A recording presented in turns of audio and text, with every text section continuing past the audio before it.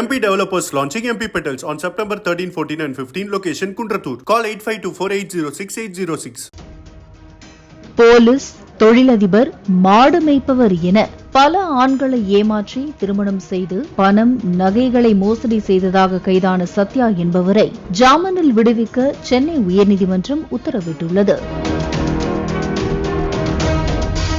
திருப்பூர் மாவட்டம் தாராபுரத்தை சேர்ந்தவர் மகேஷ் அரவிந்த் என்பவர் திருமணத்திற்காக ஆன்லைன் செயலி மூலமாக வரன் தேடிய போது சத்யா என்ற பெண் அறிமுகமாகியுள்ளார். பின்னர் மகேஷ் அரவிந்திற்கும் சத்யாவிற்கும் திருமணம் நடைபெற்றுள்ளது.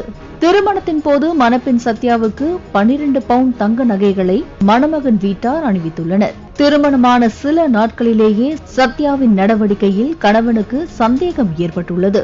சத்யாவின் மொபைல் போனில் பல ஆண்களோடு இருந்த புகைப்படத்தை கண்டு மகேஷ் அரவிந்த் அதிர்ச்சியடைந்ததாக சொல்லப்படுகிறது.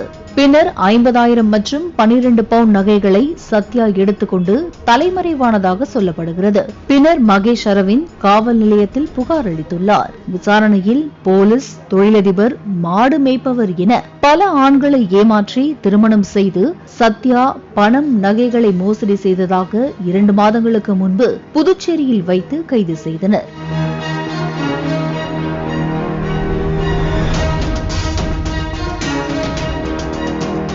சத்யா தன்னை ஜாமீனில் விடுவிக்க கோரி சென்னை உயர்நீதிமன்றத்தில் மனு தாக்கல் செய்திருந்தார்.